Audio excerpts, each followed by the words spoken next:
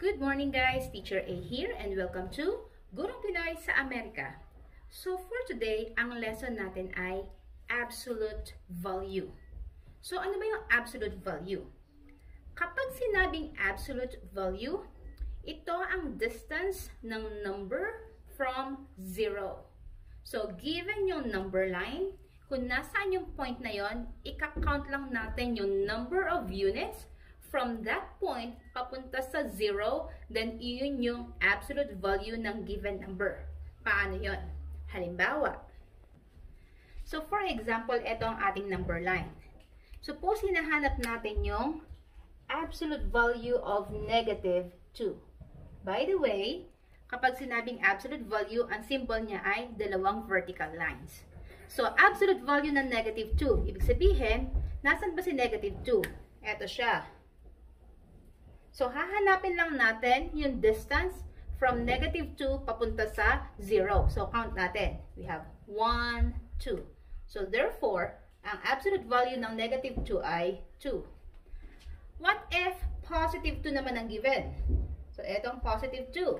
So, ano ang absolute value ng positive 2? So, ang absolute value ng positive 2, same thing. I-count din natin ang number of units from positive 2 going to 0. 1, 2. 2 din. So, kung mapapansin nyo dito sa given, absolute value of negative 2 is 2. Absolute value of positive 2 is also 2. So, from here, mako-conclude natin para shortcut at hindi na tayo magbibilang ng number of units sa number line ay kung ano yung number sa loob. For example, absolute value of negative 2, yun yung sagot. Regardless of the sign. Wala na siyang sign. Okay? So, ang negative 2, absolute value niya ay 2. Then, positive 2, ang absolute value niya ay 2 din. So, halimbawa, meron tayong absolute value, let's say, of negative 10. So, kung hindi na tayo magbibilang sa number line, i-check lang natin kung ano yung number sa loob without the sign. So, 10. So, therefore, the answer is 10.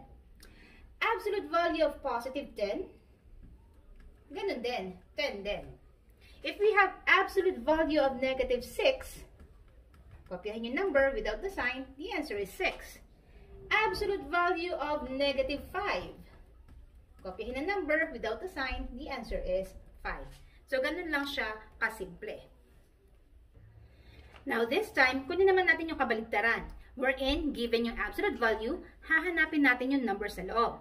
Halimbawa, absolute value of x is equal to, let's say, 3. So, anong number na ang distance ay 3 units from 0? So, from 0, count tayo ng 3 units. 1, 2, 3.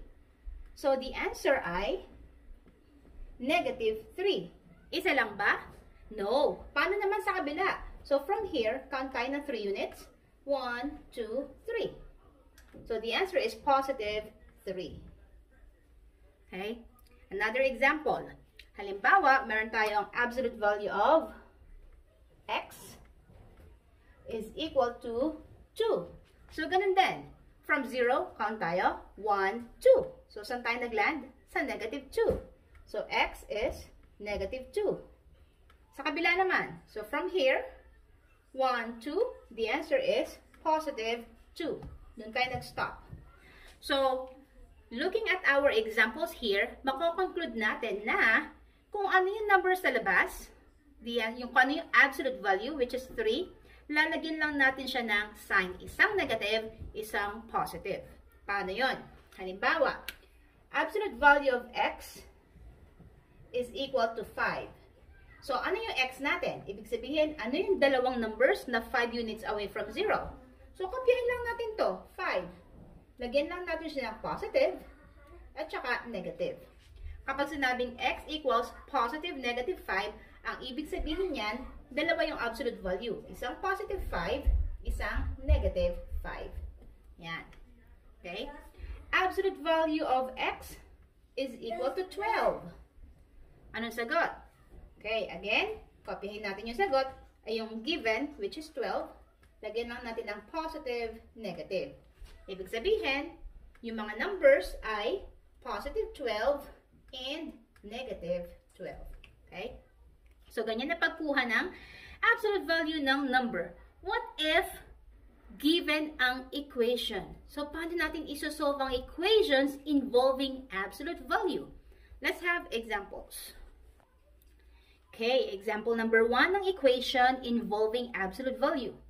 So, absolute value of x minus 2 is equal to 4. So, kanina, in-explain natin na dalawa ang absolute value ng number. Isang negative, isang positive.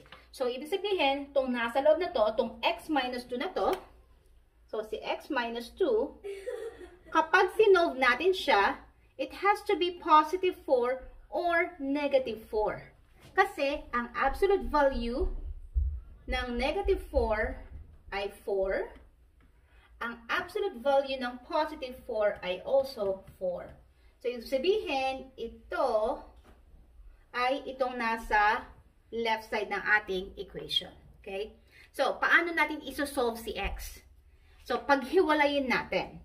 Since dalawa yung ating given, isang positive 4, isang negative 4, isosolve natin siya separately. So, we have x minus 2 equals yung positive 4.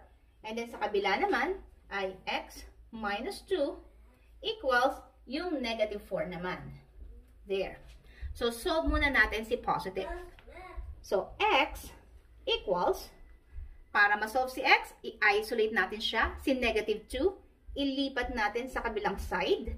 So, kapag nag-jump tayo sa equal sign, mag-iiba ng sign yung given. So, kopyahin si 4. Tumalon si negative 2, magiging positive 2.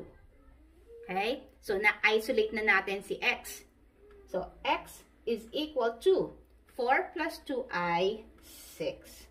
So, therefore, ang first value ng ating x ay 6. What about kung ang given naman natin ay negative 4?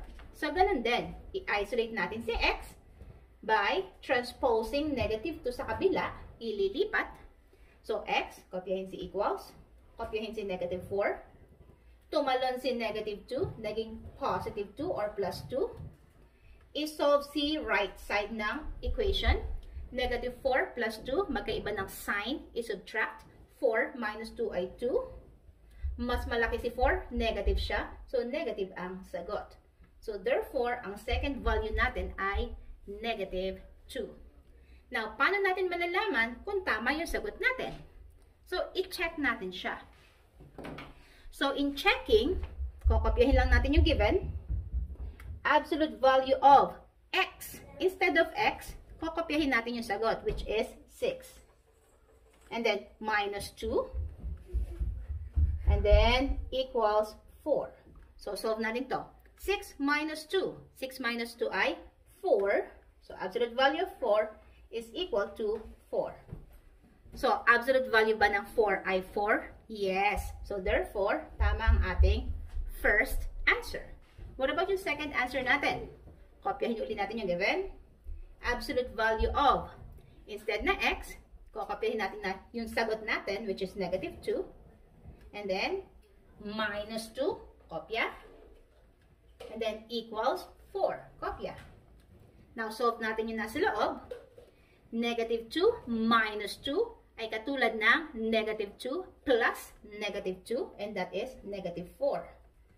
Is equal to 4. Ang absolute value ba ng negative 4 ay 4? Yes. So, therefore, tama ang ating second answer. Okay? So, ganun lang siya kasimple. Let's have example number 2. So, ang given natin ay absolute value of x plus 3 is equal to 2. Again, so alam natin na itong nasa loob, dapat ay absolute value of negative 2 siya or absolute value of positive 2. Kasi pareho to, ang magiging sagot ay 2. So, paano natin gagawing negative 2 or positive 2 itong nasa loob? So, solve natin. So, x plus 3 equals, kung ano yung nasa right side ng equation, lalagyan nyo lang siya ng positive tsaka negative. Yon. And then, isosolve mo siya ng magkahiwalay. So, dito si positive. So, x plus 3 equals, dito si positive 2. Kapag positive kahit hindi mo na isulat yung plus sign. And then dito naman sa kabila si negative 2. X plus 3 equals negative 2. Yan. Solve natin siya isa-isa. So, ito muna. So, x should be by itself. Ibig sabihin, solo lang siya. Aalisin natin si plus 3. Saan dadalhin? Sa kabila. So, kopyahin si x. And then, dapat equals agad. Then, kopyahin si 2. Tumalon si positive 3. Lumipat, nag-transpose. So, si plus 3 magiging minus 3. So, solving this one, kopyahin si x equals 2 minus 3 ay negative 1. So, therefore, ang first value natin ay negative 1. Next, yung second naman. X should be by itself. So, si plus 3, patalunin sa kabila, ilipat. So, kopyahin si negative 2. Lumipat si plus 3, magiging minus 3. So, x equals negative 2 minus 3 ay katulad ng negative 2 plus negative 3. So, that is negative 5. So, therefore, ang second answer natin ay negative 5. Now, i-check natin kung tama yung mga sagot natin. So, kopyahin yung given. Absolute value of, instead of x, magiging negative 1 na siya. And then, copy the rest of the given. Plus 3. Absolute value equals 2. Negative 1 plus 3. So, magkaiba ng sign, ima-minus. 3 minus 1 ay 2. So, absolute value of 2 is equal to 2. Ang absolute value ba ng 2 ay 2? Yes. So, therefore, tama si negative 1. Next, si negative 5 naman. Kopyahin uli natin. Absolute value of, instead of x, kopyahin yung sagot na negative 5. And then, copy the rest of the given, plus 3. And then, equals 2. Solve natin yung nasa loob, negative 5 plus 3, magkaiba ng sign, ima-minus. So, 5 minus 3 ay 2. Mas malaki si 5 kaysa kay 3, negative siya. So, negative si 2. So, therefore, absolute value of negative 2 is, kopyahin si 2. Tama ba? Ang absolute value ba ng negative 2 ay 2? Yes. So, therefore, tama si negative 5. Okay? Last example. So, yung last example natin ay, absolute value of 2x minus 1 is equal to 5.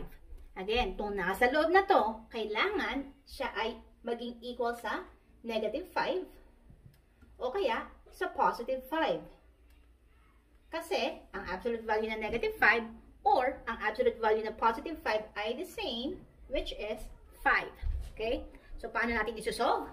Again, kopyahin yung nasa left side.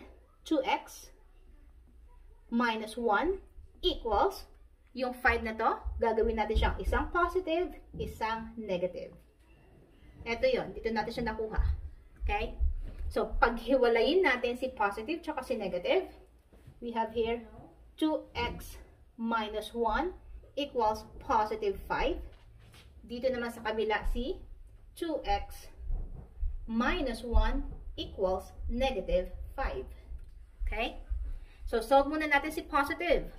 Again, yung may x should be by itself. So, si negative 1, ililipat natin siya sa kabila. So, kopyahin si 2x. Equals, kopyahin si 5. Then, ilipat si minus 1. Since nilipat siya, tumalon sa equal sign, magiging plus 1.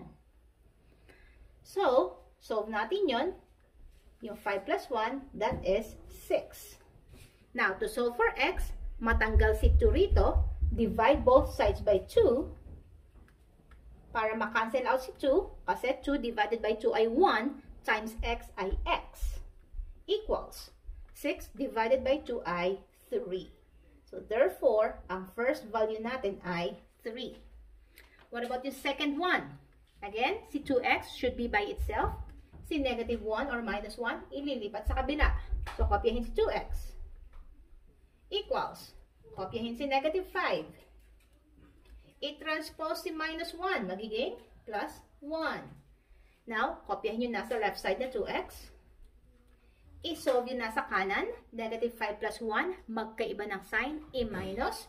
5 minus 1 ay 4. Mas malaki si 5 kaysa kay 1, negative siya. So, this is negative 4. Now, para mawala si 2, matira si x, i-divide both sides by 2. So that ma-cancel out si 2, matira si x, equals negative 4 divided by 2 ay negative 2. So therefore, ang second value natin ay negative 2. Now, i-check natin kung tama yung mga sagot natin. So, kopyahin natin to. 2x. Ibig sabihin, 2 times x. Since si x natin ay 3, so ibig sabihin, magiging 2 times 3 na siya. And then minus 1 equals 5. So, solve natin yung nasa loob. So, 2 times 3, multiply muna natin ay 6. Then minus 1 equals 5. So, 6 minus 1, that will give us 5. Then equals 5. So, ang absolute value ba ng 5 ay 5? Yes. So, therefore, tama ang ating first answer. Paano naman yung pangalawa? So, kopyahin uli natin, absolute value of 2 times x. Ang x natin ay negative 2. And then, minus 1 equals 5. So, solve natin to.